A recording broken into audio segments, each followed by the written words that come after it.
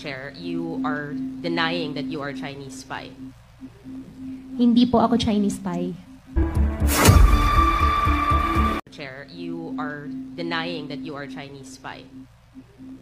Hindi po ako Chinese spy. Well, Mr. Chair, wala naman atang spiya na mag-aamin na spiya siya. No. So, it really begs the question. But anyway, alam nyo ba, Ms. Guo, na itong si She Ziyang, na umamin na Chinese spy siya, na sinabi naman niya, kilala ka niya, ay inamin niya na dito siya na-recruit sa Pilipinas. Your Honor, I cannot answer your question dahil hindi ko po siya kilala. So, to put on record, Mr. Chair, this video showed, mahaba kasi ito, it's an excerpt of the video, that inamin niya na recruited siya dito sa Pilipinas. In fact, can we show lang na nagpakita siya ng picture na nandito siya sa Pilipinas. I think it's one of the recruiters. Kung pwede lang natin mapakita yung picture na yun.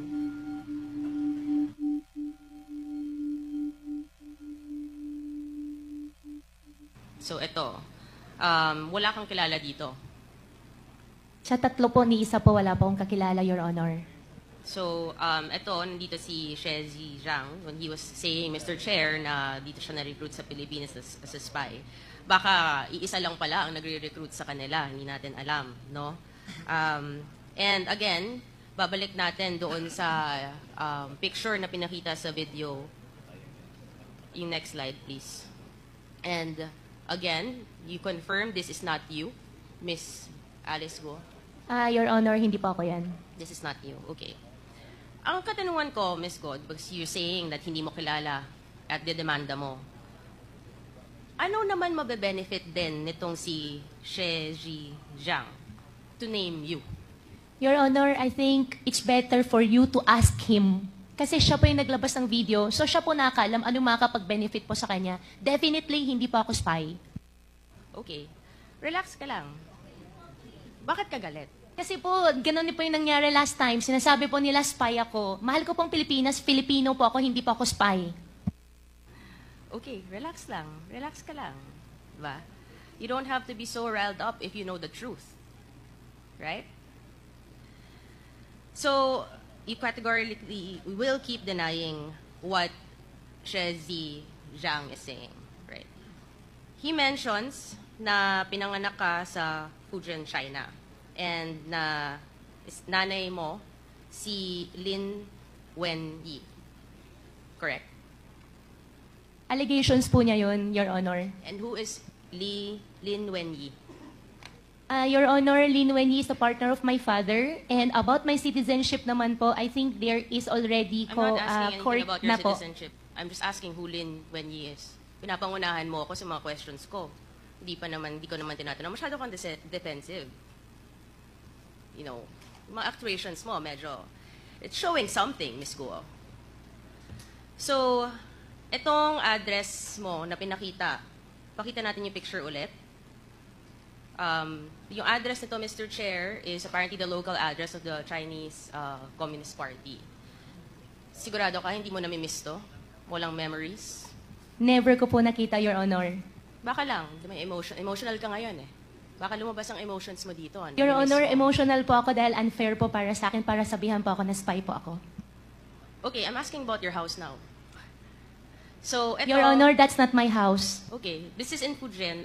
Balik lang natin sa last hearing na meron pinakita si Congresswoman Luistro, no? Yung nagko-congratulate yung people of Fujian sa kanya. So, kung di ka taga dito, at mukhang taga dito naman yung sinasabi nilang bahay nila, bakit naman din? Pakita nga natin ulit. I think we have that, no? That the people of Fujian was congratulating the first mayor na naging mayor dito. Yan. We have a translator here. Do you understand what is written? Yes, this is like congratulating for winning as the mayor. Okay, and then these are the people who prepared this congratulatory page. Those are the people, yung mga pangalan. Below, yes po. Okay. Baka kunin natin, Mr. Chair, yung mga pangalan na yan. Yeah, can you please post it again? Yan. Oh. Sino-sino yan? It is from Xinjiang, Jin Jingshen. an association of the hometown. It's in Xinjingshan. which is in Fujian, I think. Yes, it is. Which is basically where what we saw in this video, Mr. Chair, kung saan talaga sinasabing galing ang si Miss Alice Guo, no? And then itong si Lin Wenyi, na tinatanggi naman po ni Miss Alice Guo na hindi mo nanay, no? Which later on, nakakalungkot, if she really is your mother, na you're denying your ties to your mother. Sinabi din sa documentary, Mr. Chair, na umalis nga daw siya, sabi ng mga residente doon, na umalis siya towards the end of 2002. From the previous hearings, we have a copy of the Special Investor Resident Visa. Yung next slide, please. Yan. Na dependent siya ni Lin Wenyi. Galing nga sila from Fujian. And it is January 12, 2003 na pumasok sila ng Pilipinas. So, you know, the facts seem to be aligned. The documents that we have and we've been seeing seem to be aligned with this video that came out, Mr. Chair, na hindi naman natin alam bakit naman in-name din si Miss Alice Guo na hindi naman, wala naman kinalaman ito sa atin. But apparently, there is that connection, which is scary. We go back to Lin Wenyi, which you have said this is the partner of your father, your Chinese father. Yes, Your Honor. Yes. And you said naman na you will only be into business with those you're very close with and those you trust, correct? Yes, Your Honor. Yes, you said that last hearing. And yung lumabas nga yung mga corporations, makita natin, they're about, pakita natin yung almost similar to the table that we showed last hearing, or 2 hearings ago. So yung mga corporations mo, ang daming beses lumalabas nga nitong si Lin Wenyi, na lahat ng mga kasama sa corporations na yon are actually family members of yours. Your brother, your father, right? And ngayon, nanay niya, itong Lin Wenyi. So it is a family corporation. So, Miss Alice, itong nangyari din sa video, meron sinasabing yung Yatay Group. Ito yung company ni Mr. She Zhizang. And actually, itong business ni She Zhizang ay katulad ng mga negosyong tinayo mo sa Bamban, Tarlac. There's a picture eh. Na alas magkapareho siya. And do you know that itong si She Zhizang, link yung mga businesses niya. Kaya nga siya nasa Thailand ngayon eh. With human trafficking, extortion, and cyber scams. Which are the very same crimes na tinitingnan natin ngayon, Mr. Chair, na nangyayari sa mga illegal POGO operations dito. If I may be allowed to play an excerpt of that video again, Mr. Chair, to show what's happening in Myanmar. Please proceed.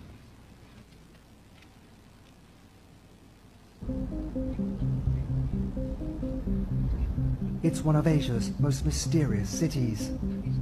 A pulsing boomtown in a war-torn region of Myanmar. You can see really just how close it is to Thailand, with just this tiniest river that separates them. Across the border is Yatai New City.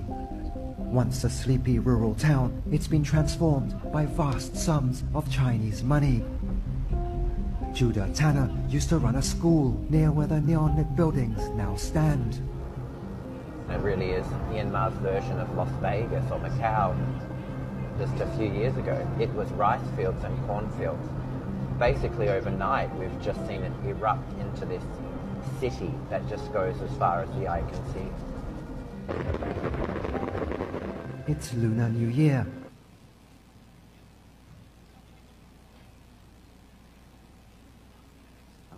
So, Mr. Chair, essentially, no, makikita natin may similarity from a rural area, pumasok at nag-expand, nag-build ng mga ganitong klase to front legal businesses na alam naman natin may mga illegalities which is being found in Myanmar.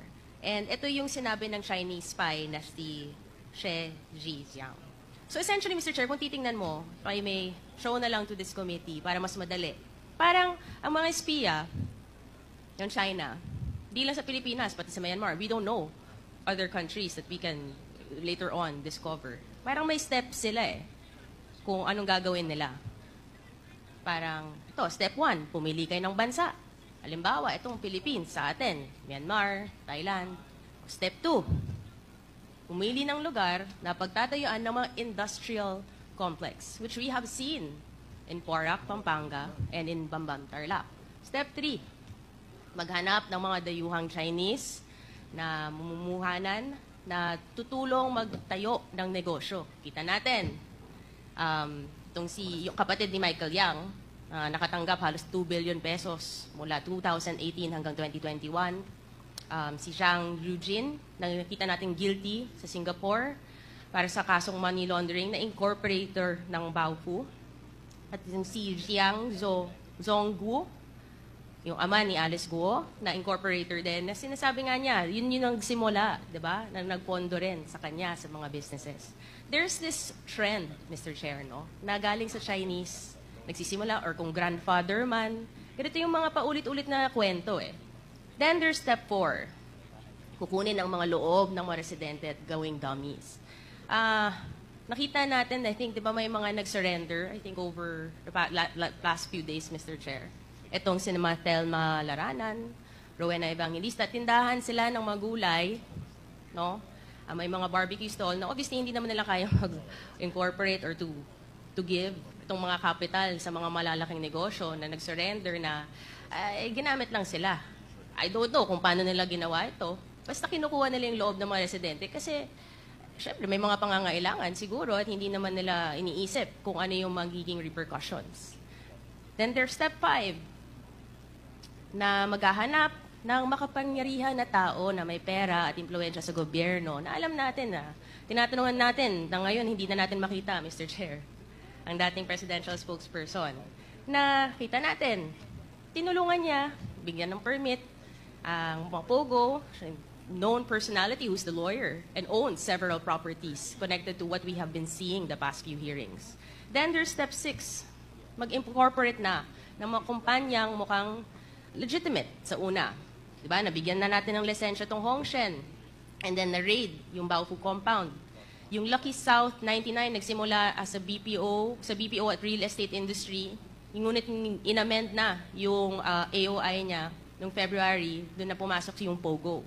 So they can start incorporating in the guise of a legitimate business na mamaya magiging illegal naman. Then there is the next step, magkakaroon nga ng corporate layering na. At nakikita natin sa mga different corporations like Baofu, itong mga corporation ng mga Yangs, itong mga corporations nila Miss Alice Guo. Nakita natin sa Matrix today, there are so many corporate layers na pag tinignan mo, it all ties back to 2 personalities who are here. Actually, 3 personalities who are here na magkakasabwat, Mr. Chair. And of course, step 8.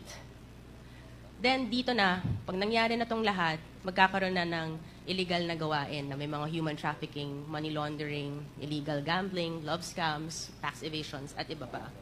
You know, Mr. Chair, nakakalungkot. So ito, titingnan natin, steps 1 to 8. Mukhang ito ang, kumbaga, standard siguro nila or mission order ng mga espiya na to. Na nakakalungkot na pumasok sila ng Pilipinas. Pinayagan silang pumasok ng Pilipinas dahil bawal sa kanilang bansa itong mga gambling, offshore. Pumasok ang China dito. They took advantage of our country, our laws, our citizens, our resources, Mr. Chair. Nakakatakot dahil hindi to one-sided. Lahat ng mga steps na to, mangyayari lang at pupunta sa next step kung pinayagan to ng gobyerno. There are steps and there are processes. At sinabi ni Ms. Alice Guo na our government agencies can prove naman daw. Diba? Kasi alam niya, hindi naman gagalaw to, hindi mangyayari to kung walang approval ng mga government agencies. So paano to nakalusot, Mr. Chair? Yung tinitingnan natin. Kaya natin ginagawa to. Yung government ng Pilipinas natin, paano nangyari to? Para nakapasok ang China dito? Paano ka nakalusot ang isang Chinese spy dito? At malala, paano naging parte ang isang Chinese spy sa gobyerno natin na binoto ng mga Pilipino? Paano nangyari to? Sino ang pumayag na mangyari to? Akala ko ba, Mr. Chair, di ba the Philippines is not for sale? Yun yung sinasabi. Eh baka kaya naman palang the Philippines is not for sale dahil siguro as early as 2017 ay yung nagsimula tong lahat ay mukhang nabenta ng Pilipinas So, sino ba ang nagbenta ng Pilipinas sa China? Yun lang po, Mr. Chair. And